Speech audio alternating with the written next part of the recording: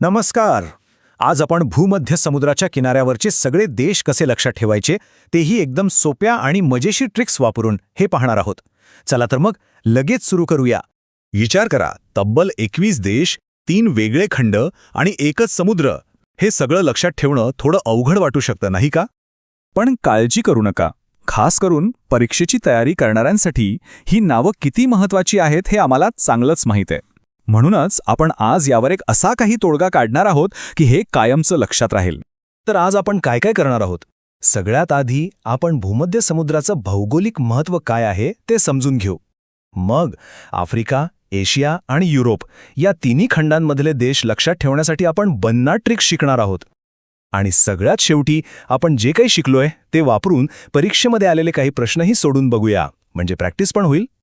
चला तर मग सुरुवात करूया आपल्या पहिल्या भागापासून, आणि तो आहे भूमध्य समुद्राचं भौगोलिक स्थान. आता आंतरखंडीय समुद्र म्हणजे नेमकं काय? सोपं आहे. नावाप्रमाणेच जो समुद्र वेगवेगळ्या खंडांच्या मध्ये असतो त्याला आंतरखंडीय समुद्र म्हणतात, आणि यामुळेच त्याचं महत्त्व खूप वाढतं. आता नकाशावर बघा. भूमध्य समुद्राच्या उत्तरेला आहे युरोप, पूर्वेकडे आहे आशिया आणि दक्षिणेला आफ्रिका. म्हणजे 3 खंडांनी वेढलेला आहे हा समुद्र. आणि सगळ्यात महत्त्वाचं, पश्चिमेकडे जिब्राल्टरची सामुद्रधुनी आहे, जी त्याला थेट अटलांटिक महासागराशी जोडते. किती महत्त्वाचं ठिकाण आहे बघा हे. ओके, तर आता वेळ आली आहे आपल्या पहिल्या ट्रिकची. सुरुवात करूया आफ्रिका खंडापासून, जिथे भूमध्य समुद्राला लागून 5 देश आहेत. इथे बघा, प्रत्येक शब्दाचा संबंध थेट एका देशाशी आहे. मोहम्मद म्हणजे मोरोक्को, अली म्हणजे अल्जेरिया, ट्रू म्हणजे ट्युनिशिया, लिजेंड म्हणजे लिबिया, आणि इन इजिप्त तर सरळ सरळ इजिप्तच आहे. आणि हे सगळं लक्षात ठेवायचं कसं? तर या एका वाक्याने. मोहम्मद अली इजिप्तमधील एक खरा आख्यायिका आहे. म्हणजे Muhammad Ali is a true legend in Egypt. महान बॉक्सर मोहम्मद अली तर सगळ्यांनाच माहीत आहेत, त्यामुळे हे वाक्य विसरणं जवळजवळ अशक्य आहे. चला, आफ्रिका तर झाली. आता वळूया आशिया खंडाकडे. इथले 4 देश लक्षात ठेवण्यासाठी आपल्याकडे अजून एक सोपी युक्ती आहे. इथे बघा, इज म्हणजे इस्रायल, लाफिंग म्हणजे लेबनॉन, अ क्राईम म्हणजे सायप्रस, आणि इन एशिया म्हणजे सिरिया. किती सोपं आहे बघा हे लक्षात ठेवायला. इथे एक छोटी पण महत्त्वाची गोष्ट आहे. सायप्रस हा देश भौगोलिकदृष्ट्या आशिया खंडात आहे, पण राजकीय आणि सांस्कृतिकदृष्ट्या तो युरोपशी जोडला जातो. पण आपल्या ट्रिकच्या सोयीसाठी आपण त्याला आशियाच्या गटातच ठेवूया. आणि ही आपली ट्रिक आहे एका प्रश्नाच्या स्वरूपात. Is laughing a crime in Asia? म्हणजे आशियामध्ये हसणे हा गुन्हा आहे का? त्या भागातली राजकीय परिस्थिती बघता हा प्रश्न एकदम चपखल बसतो आणि लक्षातही राहतो. चला, आता आपण या कोड्याच्या सगळ्यात मोठ्या आणि थोड्याशा गुंतागुंतीच्या भागाकडे आलो आहोत. युरोप. इथे तब्बल 12 देश आहेत. ही ट्रिक थोडी मोठी वाटेल, पण आपण ती तोडून तोडून लक्षात ठेवू. बघा, टॉम म्हणजे टर्की, अग्रीज याचा उच्चार ग्रीससारखा आहे, ऑल म्हणजे अल्बेनिया, मग मस्ट म्हणजे मॉन्टेनेग्रो, बो म्हणजे बोस्निया, आणि टू क्राऊन म्हणजे क्रोएशिया. त्यानंतर टू शो म्हणजे स्लोवेनिया, इट म्हणजे इटली.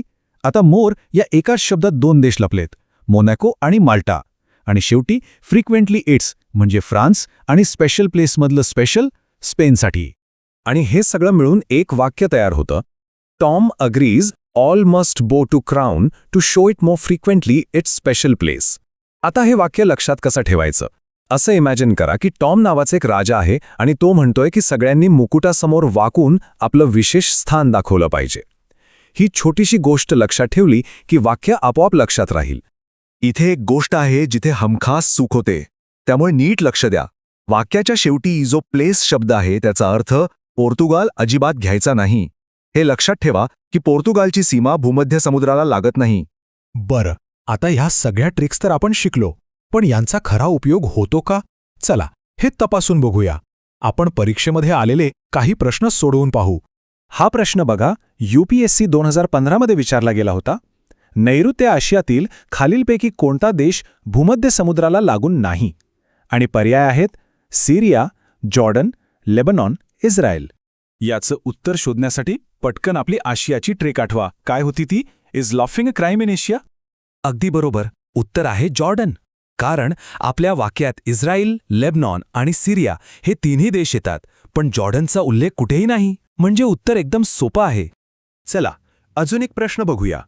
इथे विचारलं आहे की दिलेल्या पर्यायांपैकी कोणत्या देशाची सीमा भूमध्य समुद्राला लागते आणि पर्याय आहेत जॉर्डन, इराक, लेबनॉन आणि सिरिया.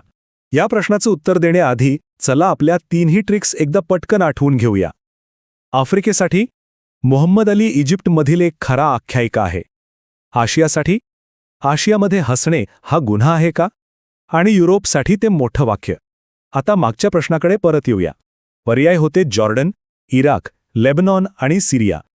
आपल्या आशियाच्या ट्रिकनुसार लेबनॉन आणि सिरिया हे दोन्ही देश भूमध्य समुद्राला लागून आहेत.